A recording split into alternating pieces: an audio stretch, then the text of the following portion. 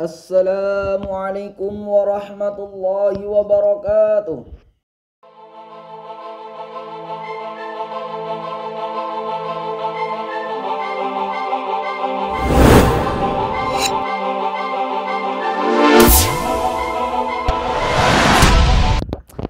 Pada ikate wong kaken ngomong iku oleh apa Radi?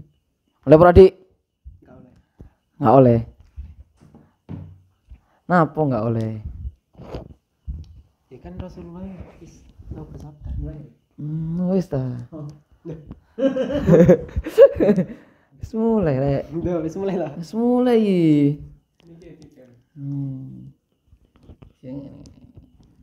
Berarti iki mari ngene nih tempat podcast iki. Bagian surprise. Surprise. Iya.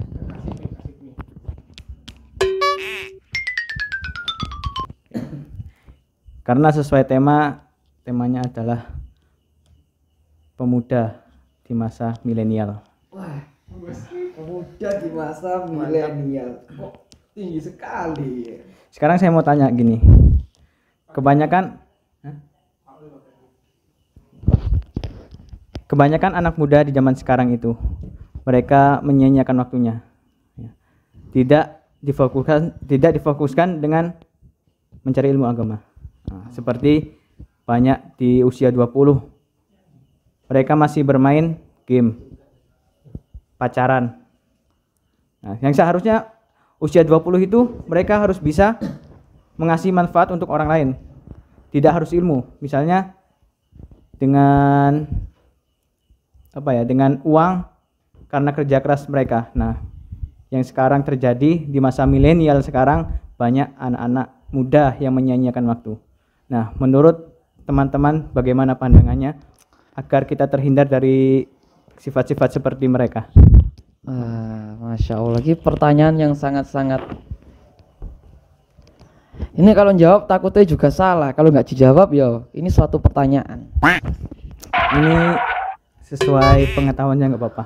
Oh, sesuai pengetahuan. Selagi itu bukan tentang akidah kepada Allah Subhanahu wa taala. Tidak mensyirikan kepada Allah. Oke, berarti nggak apa-apa. Jadi ini suatu solusi, suatu permasalahan yang harus dipecahkan yang nantinya mampu memberikan kemanfaatan bagi orang-orang yang ada di sekitar kita. Jadi pada hakikatnya emang zaman sekarang itu banyak sekali para pemuda khususnya usia 20-an itu dia tidak peduli dengan adanya suatu ilmu agama. Bukan berarti mereka tidak tahu, sebenarnya mereka tahu.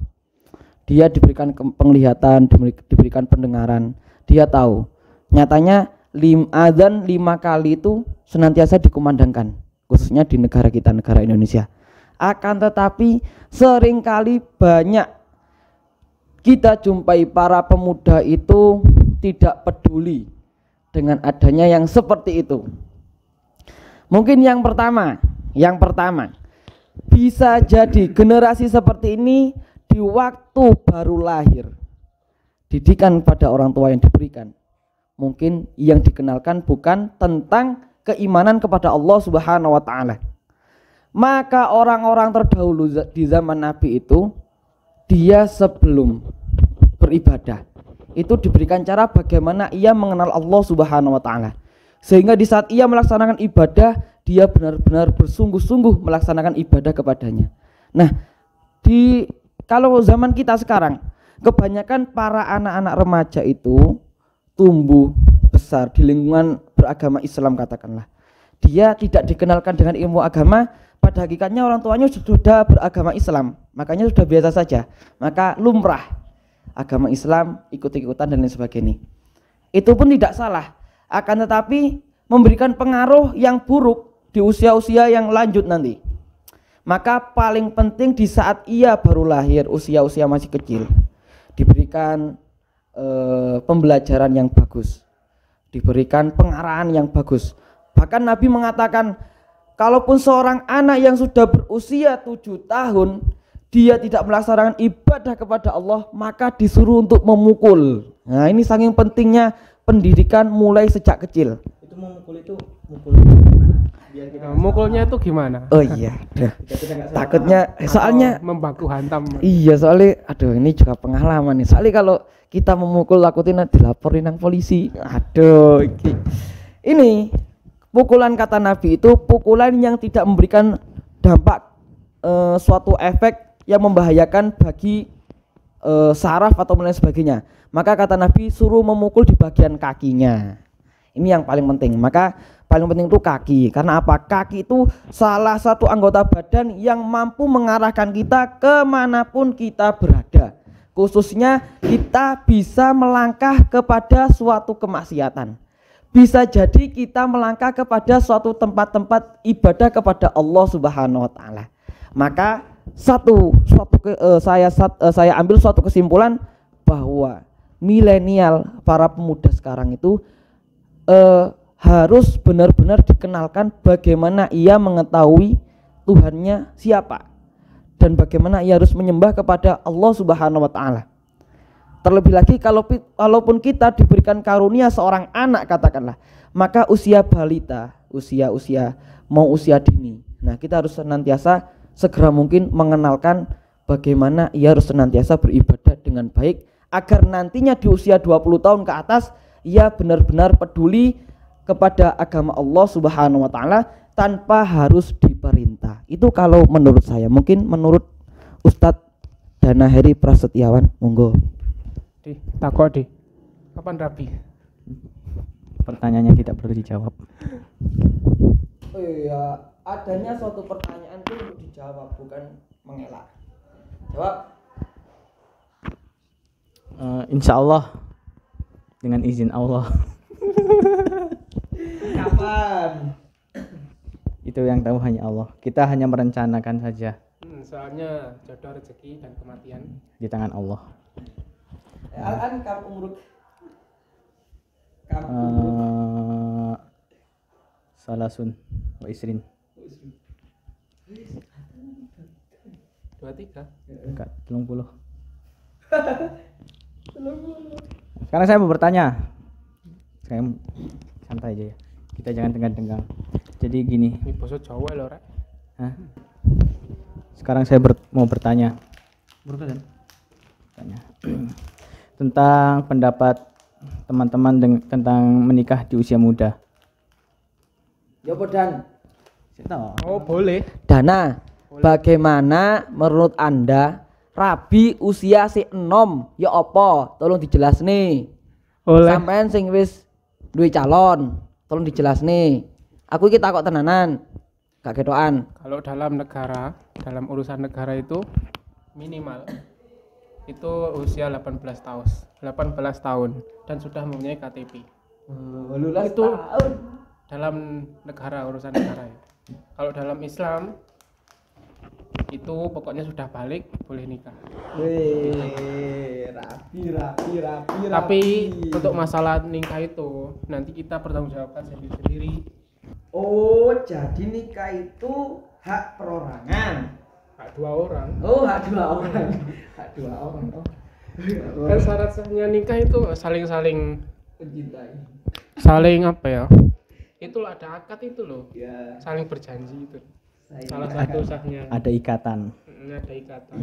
Sekarang gini, saya minta pendapatnya teman-teman.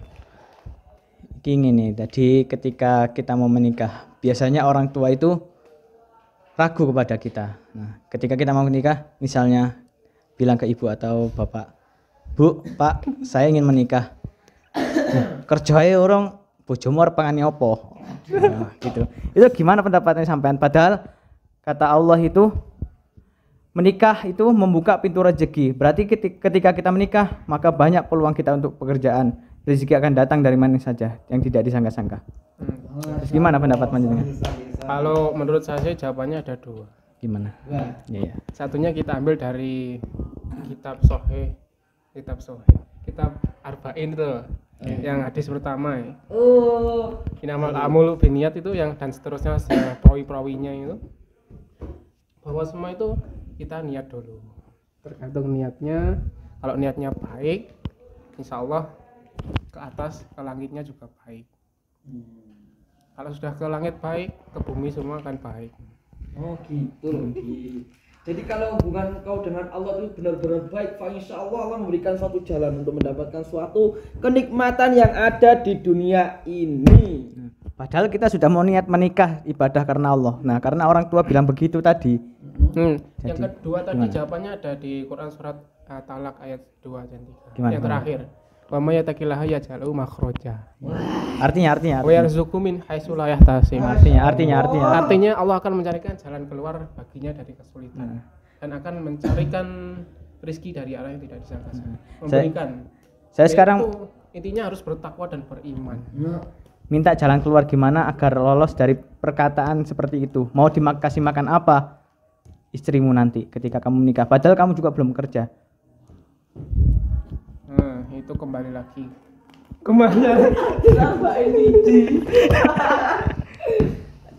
Ayo, Mas Paul mungkin mau menjawab, monggo. Jadi pada hakikatnya gini ya. Kembali lagi sebenarnya.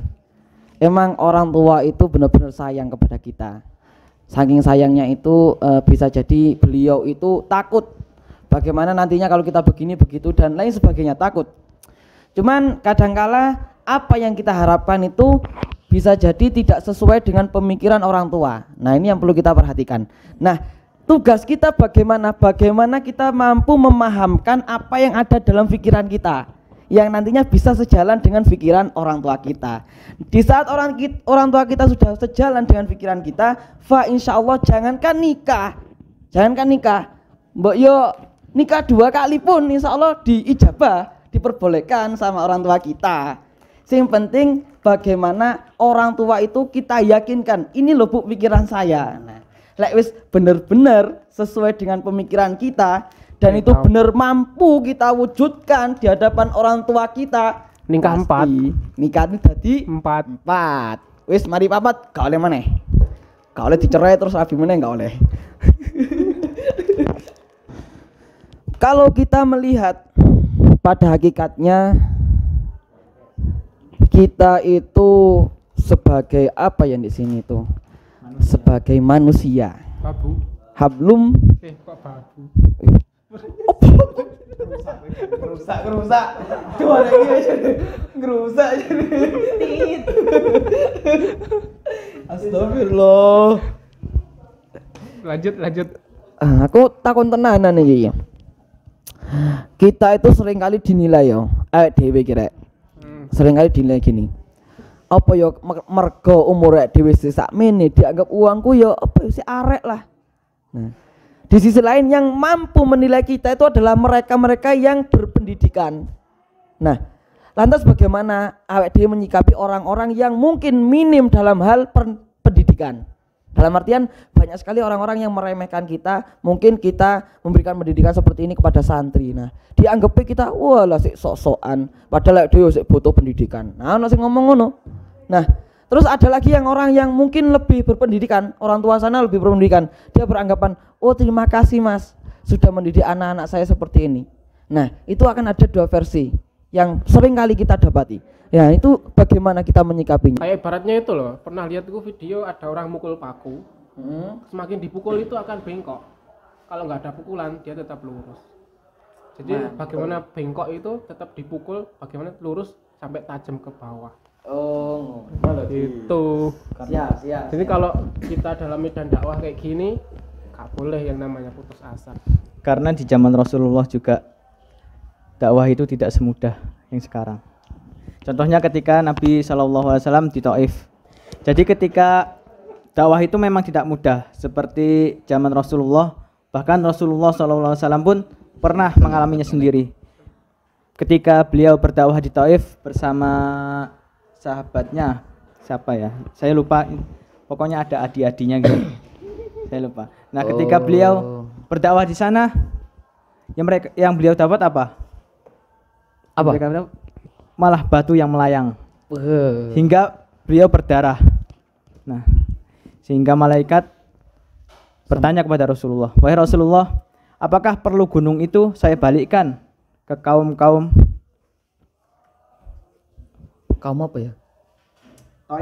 Taif, ke penduduk Taif?" Kata Rasulullah, "Jangan, biarkan saja anak cucunya mereka beriman kepada Allah Subhanahu wa taala. Masya Allah. Maka yang dapat kita ambil adalah berdakwah itu memang harus bersabar, tidak selamanya berjalan mulus.